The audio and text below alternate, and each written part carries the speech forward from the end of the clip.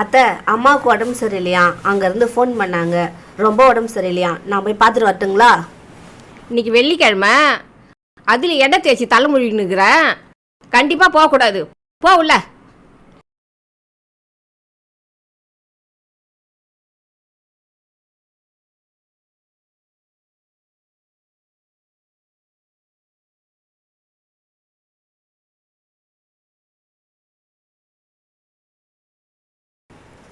அத்தை, அம்மா வீட்டுக்கு கிளம்பிட்டுங்களா?